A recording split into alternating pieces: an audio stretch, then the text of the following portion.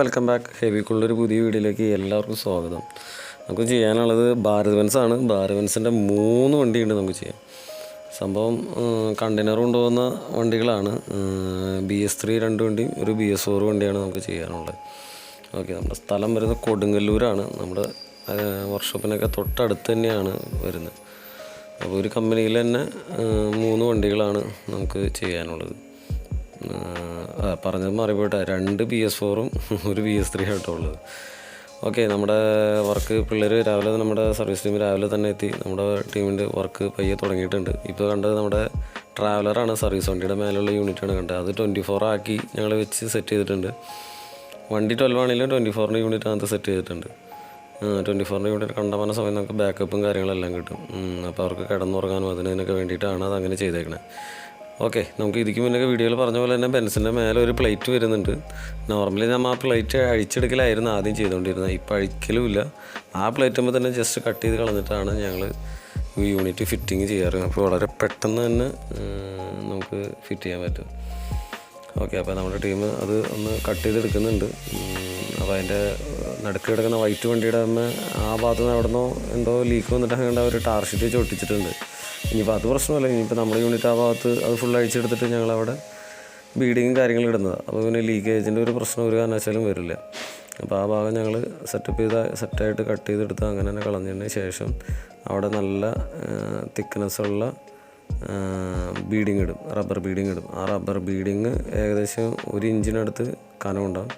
ആ 1 ഇഞ്ച് കനമുള്ള റബ്ബർ ബീഡിങ്ങിന് നമ്മൾ ടൈറ്റ് ചെയ്ത് കഴിഞ്ഞാൽ നമ്മുടെ യൂണിറ്റ് വെച്ച് ഒരു അടിയിൽ 2 അതിൻ്റെ C ചാനലൊക്കെ വെച്ച് ടൈറ്റ് ചെയ്ത് കഴിഞ്ഞാൽ അത് ഏകദേശം ഒരു 1/2 ഇഞ്ചിലൊക്കെ ആവും. അത്രയും കനം കുറയും. അപ്പോൾ അത്രയും വലിച്ചാണ് ടൈറ്റിങ് വരിക. അപ്പോൾ ഒരു കാരണവശാലും അതിനകത്ത് ലീക്കേജ് വരില്ല. അതുകൂടാതെ ഒരു എക്സ്ട്രാ സേഫ്റ്റി എന്നുള്ള രീതിയിൽ നമ്മൾ അതിനകത്ത് ഹാർഡ് ബോണ്ട് ഇട്ട് 2 സൈഡിലും ബോണ്ട് ഇട്ട് കൊടുക്കുന്നുണ്ട്. അതുകൂടാതെ നമ്മുടെ അകത്ത് വരുന്ന ഒരു മെറ്റീരിയൽ വരുന്നുണ്ട്, ജസ്റ്റ് ഇൻസുലേറ്റഡ് മെറ്റീരിയൽ വരുന്നുണ്ട്. അതും കൂടി കട്ട് ചെയ്തിട്ടാണ് നമ്മുടെ യൂണിറ്റ് താഴേക്ക് ഇറക്കി വയ്ക്കാൻ വേണ്ടിയിട്ട്. ഓക്കെ, ഇപ്പോൾ ഇത്രയാണ് നമുക്ക് അതിനകത്ത് വരുന്നത്. നമുക്ക് ബെൻസിൻ്റെ BS3 വണ്ടിയിലൊക്കെ ആണെന്നുണ്ടെങ്കിൽ നമുക്ക് നൈറ്റ് മൊത്തം AC ഇട്ട് കിടക്കാം. പിറ്റേ ദിവസം രാവിലെ ആ ബാറ്ററിയിൽ തന്നെ വണ്ടി സ്റ്റാർട്ടാവുകയും ചെയ്യും. വേറെ സ്റ്റാർട്ട് ഇൻ്റർവ്യൂളോ കാര്യങ്ങളോ ഒന്നും ഉണ്ടാവില്ല. വണ്ടി എങ്ങനെയായാലും സ്റ്റാർട്ട് ചെയ്യാനുള്ള റിസർവോൾട്ട് എപ്പോഴും അന്നത്തെ വണ്ടിയിൽ മെയിൻറ്റെയിൻ ചെയ്യും. ഓക്കെ, ഇപ്പോൾ നമ്മുടെ കട്ടിങ്ങും പരിപാടികളെല്ലാം കഴിഞ്ഞിട്ടുണ്ട്. അതിനകത്ത് ജസ്റ്റ് ഇപ്പോൾ നമ്മുടെ ഇനി ബീഡിങ് ഇടലാണ്. ഇപ്പോൾ ബീഡിങ് അപ്പുറത്തെ വണ്ടി ഒട്ടിച്ചുകൊണ്ടിരിക്കുന്നു. അപ്പോൾ ആ ഒട്ടിച്ചതിന് ശേഷം ഇനി ബോണ്ട് ഇടും. അതിന് ശേഷം നമ്മുടെ യൂണിറ്റ് വയ്ക്കുക. ഓക്കെ, അപ്പോൾ അത്രയാണ് കാര്യങ്ങൾ വരുന്നത്. പിന്നെ നമുക്കൊരു പറഞ്ഞ നേരം കൂടെ ഞങ്ങളുടെ ഫിറ്റ്മെൻറ്റ് തീരും. ഒരു 3 അല്ലെങ്കിൽ 4 മണിക്കൂർ ഉണ്ടെങ്കിൽ നമുക്ക് യൂണിറ്റ് വയ്ക്കാവുന്ന കേസുള്ളൂ. പിന്നെ എല്ലാവർക്കും ഒരു സംശയമാണ്, ഇലക്ട്രിക് യൂണിറ്റ് ആയതുകൊണ്ട് ഒരുപാട് കാലം നിൽക്കുമോ, പെട്ടെന്ന് അടിച്ചു പോകുമോ, അങ്ങനെയൊന്നുമില്ല. ഇതിനകത്ത് കൺട്രോളർ വളരെ ഇൻ്റലിജൻ്റ് ആയിട്ടുള്ള കൺട്രോളറാണ് അതിനകത്ത് വരുന്നത്. നമുക്ക് എവിടെയെങ്കിലും ഇലക്ട്രിക്കൽ ഷോർട്ടേജോ സ്പാർക്കോ അല്ലെങ്കിൽ സർജ് വോൾട്ടോ അങ്ങനെ എന്തെങ്കിലും വന്നാൽ തന്നെ ഓട്ടോമാറ്റിക്കലി AC ഓഫ് ആകാനുള്ള ഒരു ഓപ്ഷൻ അതിനകത്തുണ്ട്. ഒരു 40 സെക്കൻഡ് കഴിയുമ്പോൾ വീണ്ടും ഓണായി വരും.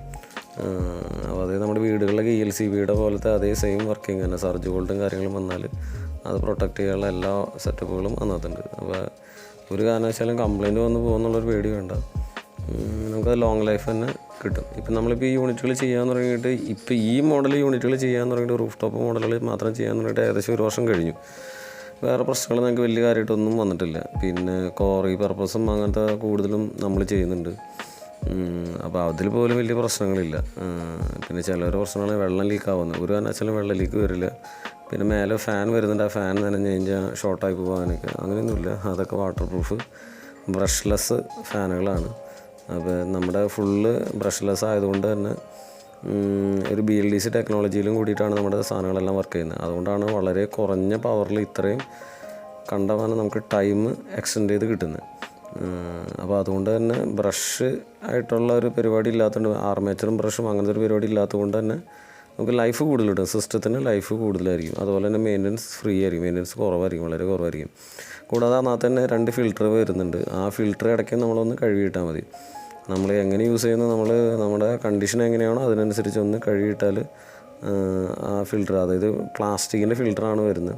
ഇങ്ങനത്തെ നോർമലി ഒരുവിധം കൊമേഴ്സ്യൽ പർപ്പസിനൊക്കെയും പ്ലാസ്റ്റിക്കിൻ്റെ ഫിൽറ്റർ ആയിരിക്കും കഴുകി ഇടാവുന്ന രീതിയിൽ. കാരണം പെട്ടെന്ന് അത് അഴുക്ക് കയറി അടയുന്നത് കൊണ്ട് എപ്പോഴും പ്ലാസ്റ്റിക്കിൻ്റെ ഫിൽറ്ററായിരിക്കും പ്രൊവൈഡ് ചെയ്യുക. അപ്പോൾ അതാകുമ്പോൾ കഴുകി വാഷ് ചെയ്തിട്ട് ഒന്ന് കുടഞ്ഞിട്ടാൽ അത് പിന്നെ ലൈഫായിട്ട് അവിടെ കിടന്ന് ഓടിക്കുള്ളൂ. നോർമലി നമുക്ക് കാറുകളിലൊക്കെ വരുന്ന ക്യാബിൻ ഫിൽറ്റർ എന്ന് പറയുന്നത് പേപ്പർ എലമെൻ്റ് ആയിരിക്കും. അത് യൂസ് ആൻഡ് ത്രോ ആണ്. കുറച്ച് കഴിയുമ്പോൾ നമ്മൾ കളഞ്ഞിട്ട് അടുത്ത് പുതിയത് വയ്ക്കാൻ തന്നെ വേണം. കാരണം അത് വേറെ ക്ലീൻ ചെയ്യാനോ അങ്ങനത്തെ ഓപ്ഷൻസ് പറ്റില്ല. അതുകൊണ്ടാണ് അത് അങ്ങനെ വരുന്നത്. ഇപ്പോൾ അതുകൂടാതെ നമ്മുടെ ഇതിൻ്റെ അടിയിൽ 2 സി ക്ലാമ്പ് ഒന്ന് ടൈറ്റിങ് വന്നാൽ ഒരു കാരണവശാൽ യൂണിറ്റ് ഇളകി പോവേ അല്ലെങ്കിൽ അതിൽ കൂടെ വെള്ളം ലീക്കേജ് വരെ എയർ ലീക്കോ വേറെ ഒന്നും പറ്റില്ല.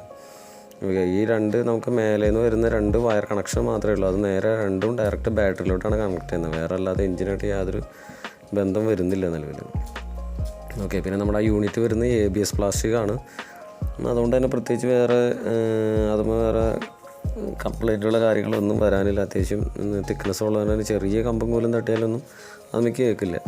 പിന്നെ ഓൾറെഡി കണ്ടെയ്നർ വരുന്നതുകൊണ്ട് തന്നെ കണ്ടെയ്നർ അതിലേറെ വളരെ ഹൈറ്റിലാണ് കണ്ടെയ്നർ ഇരിക്കുക. അപ്പോൾ അതുകൊണ്ട് തന്നെ നമ്മുടെ യൂണിറ്റിലേക്ക് ക്യാബിനിലേക്ക് തട്ട് വരാനുള്ള ചാൻസ് വളരെ കുറവാണ്.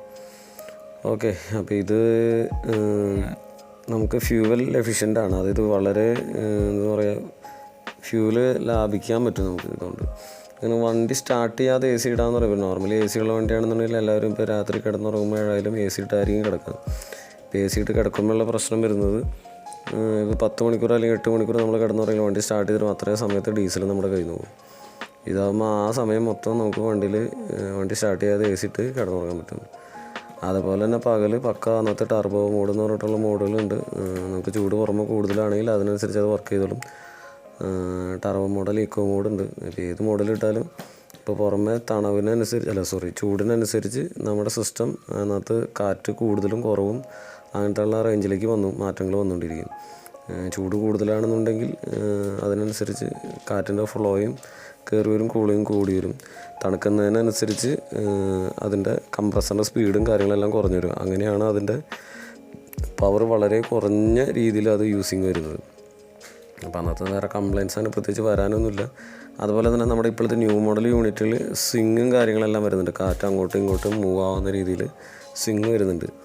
അപ്പോൾ എന്ന് വെച്ചാൽ എയർ ഫ്ലോ നന്നായിട്ട് ഡ്രൈവർക്കും കോ ഡ്രൈവർക്കും വളരെ നന്നായിട്ട് നല്ല രീതിയിൽ തന്നെ കാറ്റ് കിട്ടുന്നതാണ്. പിന്നെ ഒന്നുകൂടി ക്യൂട്ടായിട്ടുണ്ട് നമ്മുടെ യൂണിറ്റ്. ഇപ്പോൾ ഒന്നുകൂടി അഡ്വാൻസിങ് ആയിട്ട് ക്യൂട്ടായി നല്ല ഭംഗിയിലാണ് ഇപ്പോൾ സാധനം വരുന്നത്. ഓക്കെ, അപ്പോൾ ഇത്രയാണ് നമ്മുടെ യൂണിറ്റിൻ്റെ വിശേഷങ്ങൾ. അപ്പോൾ എൻക്വയറിയും കാര്യങ്ങളുള്ളവർ നമ്മുടെ നമ്പറിൽ വിളിക്കുക. നമ്മുടെ നമ്പറും കാര്യങ്ങളെല്ലാം കോൺടാക്ട് നമ്പറെല്ലാം അതിനകത്ത് കൊടുക്കുന്നുണ്ട്. ഇത് കൂടാതെ ഏറ്റവും അവസാനം നമ്മുടെ വീഡിയോയുടെ ഏറ്റവും അവസാനം ഫുൾ ഡീറ്റെയിൽ കൊടുക്കുന്നുണ്ട്. പിന്നെ വേറെ ഈ പറഞ്ഞ പോലെ കൂടുതലും ഞങ്ങളുടെ വർക്ക്ഷോപ്പിൽ തന്നെയാണ് ഇതിൻ്റെ ഫിറ്റ്മെൻറ്റും കാര്യങ്ങളെല്ലാം നടന്നുകൊണ്ടിരിക്കുന്നത്. ശരിക്കും ഇന്ധന ചെലവ് എന്ന് പറഞ്ഞാൽ വലിയ കാര്യമായിട്ട് വരാനില്ല. നമുക്ക് ആകെ വന്നത് ആൾട്ടർനേറ്ററിൽ ആകെ നമുക്ക് ഇന്നത്തെ ലോഡ് എന്ന് പറയാൻ വേണ്ടി ചെറിയൊരു ലോഡേ വരുള്ളൂ. ഒരു 30 ആംപിയറാണ് നമുക്ക് ഏറ്റവും ഫുൾ ലോഡിൽ വരുന്നത്. ക്യാബിൻ തണുത്ത് കഴിഞ്ഞാൽ പിന്നെ അതിനനുസരിച്ച് കുറഞ്ഞൊരു 10 ആംപിയറിൽ താഴേക്ക് വരും. അപ്പോൾ അതുകൊണ്ട് തന്നെ ഇപ്പോൾ ചിലവർ പറയുന്നുണ്ട് നമ്മുടെ ഇലക്ട്രിക്കൽ ലൈഫ് കുറഞ്ഞു പോകാം, ബാറ്ററി ഡൗൺ ആക്കുക, അങ്ങനെയൊന്നും വരില്ല. ഇതിപ്പോൾ നമ്മുടെ സാരഥികളാണ്, നമ്മുടെ ചേട്ടന്മാരാണ് ഇപ്പോൾ ഇറങ്ങി വന്നത്.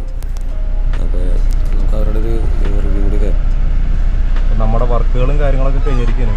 നമുക്കിവിടെ 3 വണ്ടിയാണ് പറഞ്ഞത്. നമ്മളിപ്പോൾ നിൽക്കുന്നത് കൊടുങ്ങല്ലൂരാണ്. കൊടുങ്ങല്ലൂരിൽ NR കമ്പനി എന്ന് പറഞ്ഞ ടീമിൻ്റെയാണ് വണ്ടികൾ. നമ്മുടെ വർക്കുകൾ കാര്യങ്ങളൊക്കെ കഴിഞ്ഞിട്ടുണ്ട്. നമുക്ക് ആളോട് തന്നെ ചോദിച്ചു നോക്കാം. നമ്മുടെ വർക്കുകളൊക്കെ കഴിഞ്ഞല്ലോ, അപ്പോൾ എങ്ങനെ ഇതിൻ്റെ അഭിപ്രായങ്ങളൊക്കെ എങ്ങനെയുണ്ട്? കൊള്ളാം, നല്ല അഭിപ്രായമാണ്.